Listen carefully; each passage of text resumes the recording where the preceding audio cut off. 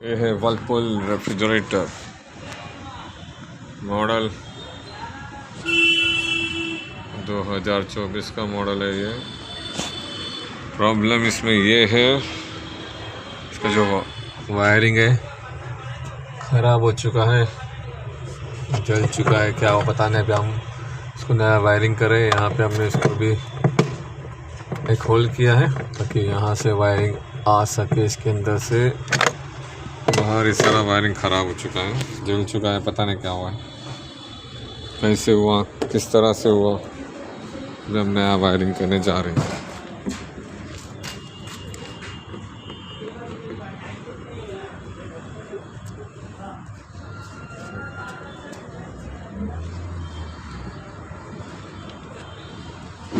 अब इसमें से 4 वायरिंग आएगा।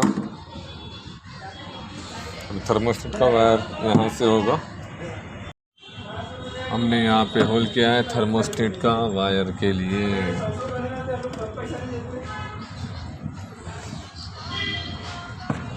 यहाँ पे से थर्मोस्टेट का वायर आएगा। हमने इसको पूरा वायरिंग किया है। पीछे से हमने 4 वायर डाला है और थर्मोस्टेट के लिए हमने यहाँ से 2 वायर डाला है। बाकी लाइट इसी ही वायरिंग के साथ कनेक्टेड है।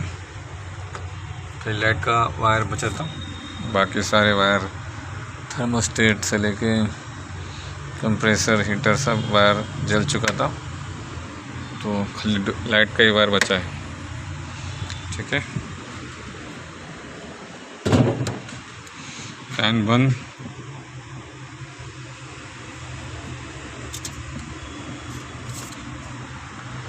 अभी हमने इसमें से 4 वायर निकाला है। ठीक है, तो एक्सप्लेन करते हैं।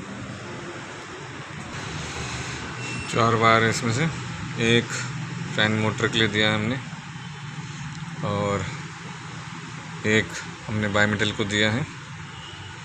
दूसरा हमने कॉमन दिया है हीटर को और फैन मोटर को, और तीसरा हमने टाइमर को 1 नंबर में हमने दिया है।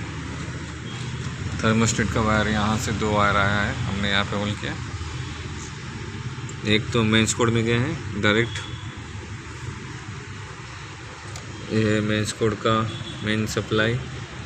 इसमें हमने डायरेक्ट थर्मोस्टेट का एक वायर दिया है। दूसरा थर्मोस्टेट का वायर टाइमर में दिया है हमने। टाइमर में 3 नंबर में गया है ये, और 1 नंबर जो ग्रीन वायर है टाइमर का 1 नंबर, टाइमर का 1 नंबर हमने दिया है।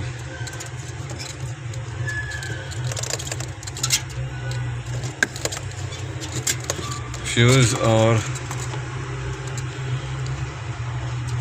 जो बाईमेटल से 2 वायर निकलता है, एक इनपुट और एक आउटपुट, तो हमने बाईमेटल के वायर को हमने इनपुट दिया है ब्लैक, और आउटपुट निकलता है फ्यूज़ से वायर जाता है हीटर में, तो हमने उस दोनों के बीच को हमने यहाँ पे जॉइंट किया है। हरा कलर के वायर को ग्रीन, और ब्लैक डायरेक्ट हमने दोनों हीटर और फैन मोटर को हमने कनेक्ट किए हैं, दोनों को जंपर मार के। और ये फैन मोटर जो कंप्रेसर के साथ हमने कनेक्ट किया है।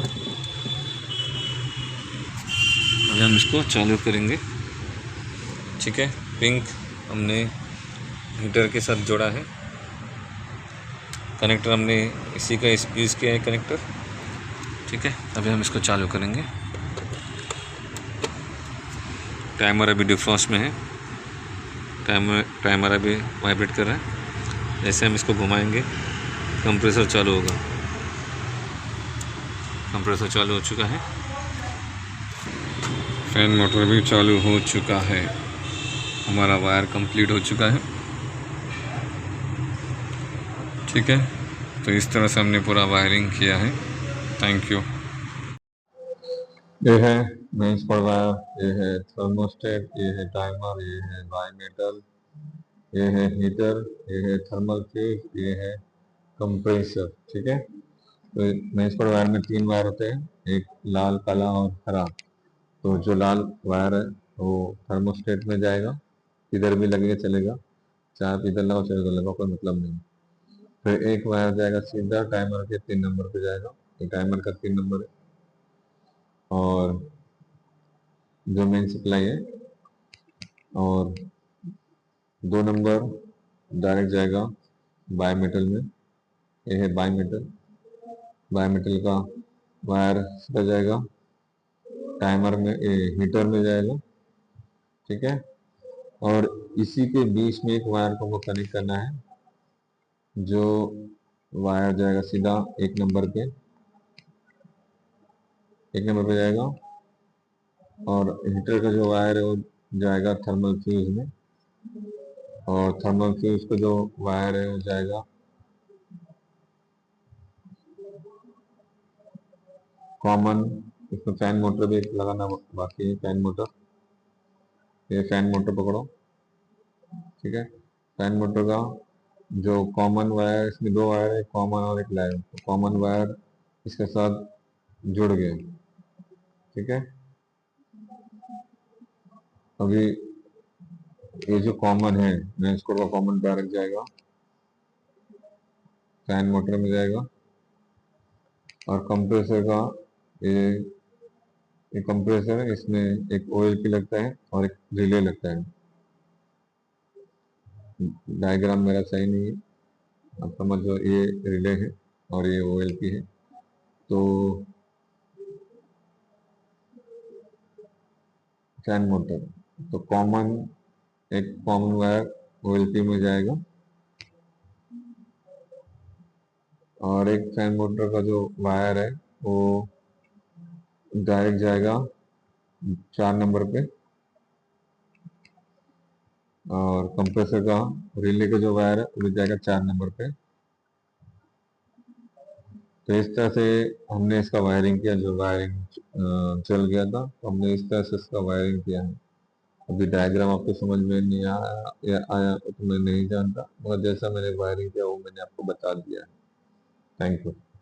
आपने देखा ये जो था वर्लपूल का रेफ्रिजरेटर, इसका वायर अंदर से पूरी तरह से खराब हो गया, जल गया, क्या बोले, फिर इसमें से कोई वायर कनेक्शन कंटिन्यू दिखा नहीं रहा था, तो हमने इसको पूरी तरह से हमने बॉडी में से होल करके हमने इसको वायर निकाला है। थर्मोस्टेट का वायर हमने डायरेक्ट वहाँ से निकाला जहाँ पर थर्मोस्टेट लगा होता है वहाँ से, और फ्रीजर में से हमने 4 वायर निकाला। आपको मैंने डायग्राम में बताया किस तरह से हमने इसका वायरिंग किया है। तो सक्सेसफुल हो चुका है। Thank you and God bless you.